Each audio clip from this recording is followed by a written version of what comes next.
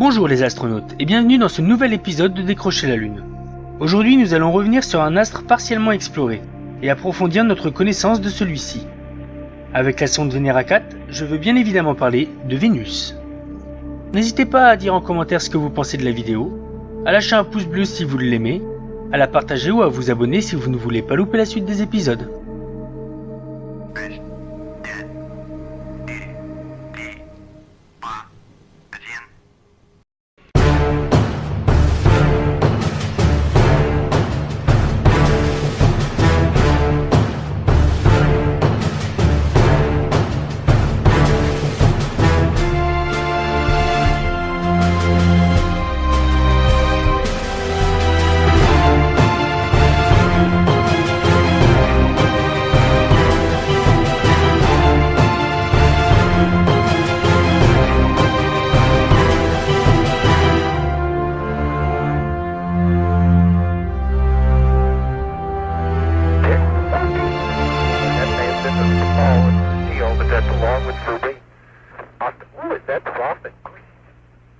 Et nous voilà partis pour Vénus. Donc la sonde Venera 4, elle a été lancée le 12 juin 1967 comme vous avez vu à l'intro, à 4h40 UTC. Alors j'insiste sur ce genre de petits détails parce que l'heure de départ est vachement importante je trouve, par exemple pour les missions lunaires, tout ça, hein. Si vous partez pas à la même heure, et ben la Terre est tournée sur elle-même, tout ça. Donc j'essaye au maximum de faire le plus réaliste possible quoi. Le lanceur c'était Molniya M. Donc c'est un type de lanceur très similaire comme vous avez vu au Soyuz, Vostok, Voskhod et autres. Hein, c'est un lanceur standard de l'URSS. Donc décollé de Baïkonour comme d'habitude, et il y a eu une correction de trajectoire qui a dû être effectuée, sinon la sonde aurait manqué Vénus.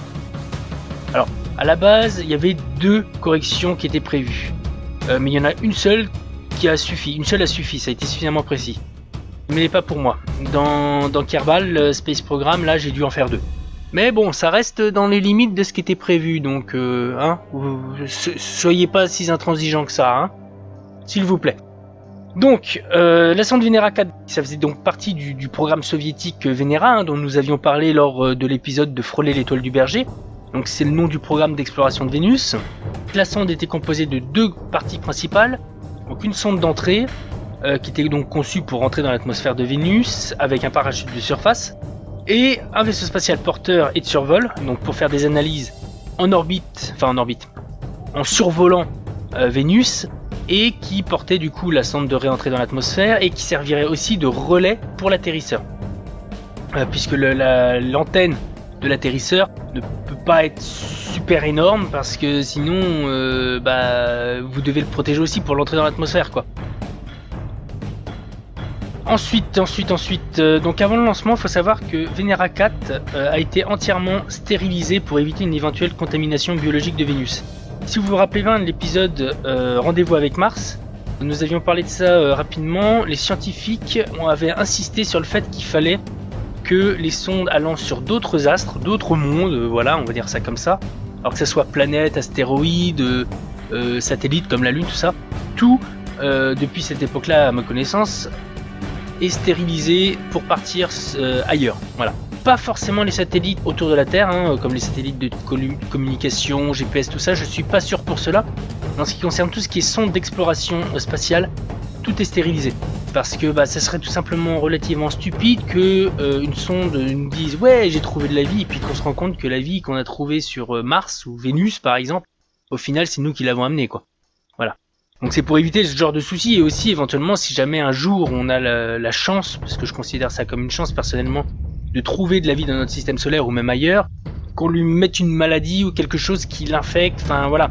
Les écosystèmes sont différents, on a déjà vu, ne serait-ce que sur Terre, deux écosystèmes qui se rencontrent, des cas de maladies qui déciment des populations à cause de ce genre de soucis quoi. Donc je vous laisse imaginer sur une autre planète quoi, le danger que ça représente. La sonde Venera du coup avait pas mal d'instruments de mesure, donc il y avait un magnétomètre, un détecteur d'ions, un détecteur de rayons cosmiques et un spectromètre ultraviolet. Alors pour ceux qui ne savent pas, le spectromètre ultraviolet ça sert à détecter l'hydrogène et l'oxygène sous forme de gaz. Voilà. Donc vachement intéressant pour l'étude de l'atmosphère de Vénus, comme vous pouvez l'imaginer.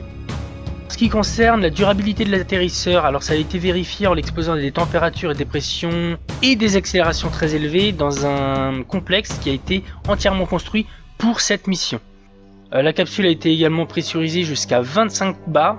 Donc 25 bars, c'est 25 fois l'atmosphère terrestre au niveau du sol, au niveau de la mer, quoi. En moyenne. Donc la pression de surface de Vénus était inconnue à l'époque, donc ils ont pensé que ça serait suffisant. Il est équipé de batteries rechargeables d'une capacité suffisante pour toute la réentrée dans l'atmosphère, etc. Et pour éviter qu'elle se décharge pendant le vol vers Vénus, en fait, la batterie était maintenue chargée par les panneaux solaires du vaisseau qui la transportait et qui servira de relais par la suite, quoi.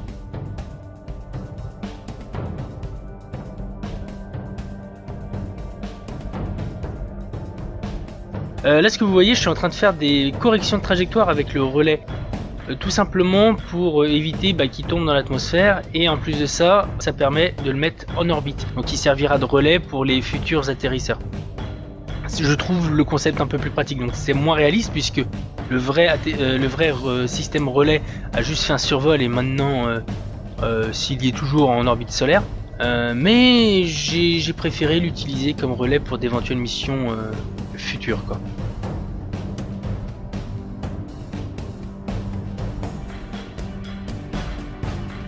Alors, anecdote intéressante, je trouve le concept génial, mais bon, il a été complètement inutile du coup. La capsule pouvait flotter en cas d'atterrissage dans l'eau, parce que, étant donné qu'il y avait une atmosphère et que Vénus faisait à peu près la même taille que la Terre à cette époque-là, on pensait qu'il y avait potentiellement des océans à sa surface. Pour ceux qui jouent à Kerbal Space Program, vous voyez bien Eve, donc, qui est l'équivalent de Vénus, où ils ont mis des océans à sa surface. Au final, il n'y en a pas, mais considérant une telle possibilité, les concepteurs ont fait un système utilisant du sucre. Le sucre était destiné à se dissoudre dans l'eau liquide, une fois posée, pour libérer les antennes de l'émetteur. Donc le concept, je trouve le concept génial. Bon, malheureusement complètement inutile au vu du fait qu'il n'y ait pas d'eau sur Vénus, ou du moins très très peu, et c'est sous forme de vapeur, mais le concept est vachement intéressant. Alors la capsule, elle avait aussi des appareils de mesure, altimètre, système de contrôle thermique, un parachute. Alors moi j'ai pas mis de parachute parce que je m'attendais à ce qu'elle implose en fait, la capsule, au niveau de l'entrée dans l'atmosphère. Au final, elle n'a pas implosé, donc je me suis craché comme à sa surface. Voilà, on va pas épiloguer là-dessus. Donc oui, donc je vais vous parler des systèmes de mesure. Donc vous aviez thermomètre, baromètre, hydromètre, altimètre et des ensembles d'instruments pour analyser le gaz, quoi.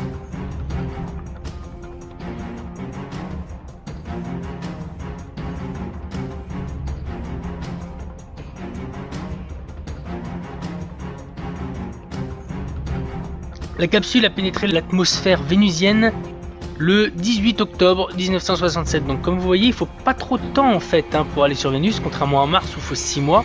C'est quand même beaucoup plus proche, quoi. Vénus est plus proche de la Terre que Mars, quoi.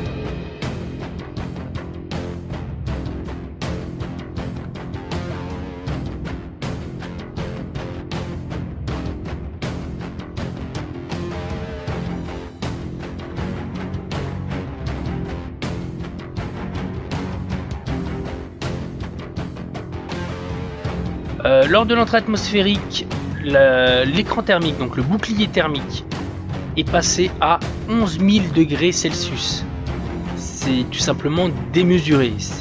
Moi quand j'ai vu ce chiffre-là, j'étais vraiment complètement sidéré. 11 000 degrés Celsius, quoi. Ça doit être 2-3 fois plus élevé que quand on rentre dans l'atmosphère terrestre, quoi. À certains moments, au moment de la décélération la plus forte, parce que bon, comme vous imaginez, vous rentrez dans une atmosphère dense en plus, ça ralentit costaud. La capsule a atteint les 300 G. 300 G, 300 fois son propre poids de freinage. Vous voyez le coup de frein que vous donnez sur votre voiture, vous prenez quoi, 1, peut-être 2 G. Voilà, 300 G dans la tronche. Bon, perso, moi j'ai réussi à gérer pour qu'elle prenne que 15 G. Mais je sais pas comment elle a fait pour résister à 300 G la capsule, c'est tout simplement démesuré. Donc sinon la descente a duré à peu près 1h30 à travers les gaz de l'atmosphère. Et la capsule a envoyé donc des données de pression, de température et de composition des gaz atmosphériques vers la Terre. À 52 km d'altitude, la température était déjà de 33 degrés avec une pression équivalente à celle de la Terre au niveau de la mer. Donc 1 bar, hein. Une atmosphère standard c'est 1 bar. À 52 km d'altitude, hein. C'est genre... c'est super haut quoi. C'est super haut. 52 km d'altitude, vous êtes à 5 fois presque... Enfin un peu plus de 5 fois la hauteur de l'Everest quoi, qui culmine à 9... on arrondit à 10 km, hein, mais il est à 9 km et des brouettes de mémoire. Voilà, c'est super haut normalement, il fait moins 40 degrés à ces altitudes là, hein. Enfin sur Terre, hein, il fait, voilà. Il faisait déjà 33 degrés quoi, bon cagnard. À 26 km d'altitude, la pression et la température étaient de 262 degrés et de 22 bars, 22 fois l'atmosphère terrestre. Et là, plus de signal. Alors, on sait pas trop ce qui s'est passé, hein. Est-ce que c'est la densité de l'atmosphère qui bloquait le signal ou quoi? Est-ce que les antennes ont cramé à cause de la chaleur? On suppose que non parce qu'elles étaient censées être prévues pour, mais bon. Moi personnellement je pense que la sonde a implosé. Enfin personnellement. Je dis personnellement. C'est l'une des éventuelles conclusions, hein, de cet atterrissage manqué. Une implosion à cause de la pression. Ce qui est tout à fait possible, hein, puisque comme je vous disais précédemment, elle était pressurisée pour résister à 25 bars et non pas plus quoi. Bon là à 26 km il y avait 22 bars. Donc en théorie elle aurait dû résister. Mais bon, personnellement je pense qu'elle a soit implosé, soit tout simplement les antennes ont dû cramer, quelque chose comme ça quoi. Donc la composition atmosphérique donc, qui a été mesurée sur Vénus était de 90-93% de dioxyde de carbone, je vous dis pas l'effet de serre, 0,4-0,8% d'oxygène, autrement dit que dalle, 7% d'azote, autrement dit que dalle aussi, hein. Il faut savoir que l'atmosphère terrestre, vous avez plus de 70% d'azote, je crois que c'est même 80 ou 90%, hein. C'est vachement énorme, et 0,1 à 1,6% de vapeur d'eau. Autant vous dire que l'eau, ça court pas les rues, hein, sur Vénus. Donc en conclusion de ce vol, pour la première fois, une analyse sur place de l'atmosphère d'une autre planète a été effectuée, et les données renvoyées sur Terre. C'est une belle première quoi, hein. L'URSS a bien mis la pression aux États-Unis à ce moment-là, dans les deux sens du terme du coup, puisque la pression sur Vénus, voilà. Bon, quoi qu'il en soit, l'analyse comportait la composition chimique, la température et la pression d'une atmosphère extraterrestre. C'est pas rien. Alors, ça pourrait aussi être la première sonde à avoir atterri sur une autre planète, mais ça du coup on n'en est pas sûr étant donné qu'on a perdu le signal aux 26 km d'altitude. Elle a fourni aussi du coup la première analyse chimique de l'atmosphère de Vénus, ce qui paraît évident, étant donné que c'était la première sonde à rentrer et à transmettre des données depuis une atmosphère extraterrestre. Il faut savoir que les données du dioxyde de carbone corrigeaient tellement ce que les scientifiques pensaient que certains scientifiques ont contesté les observations de la sonde. Ils étaient vraiment tellement sur le cul que ils y croyaient pas.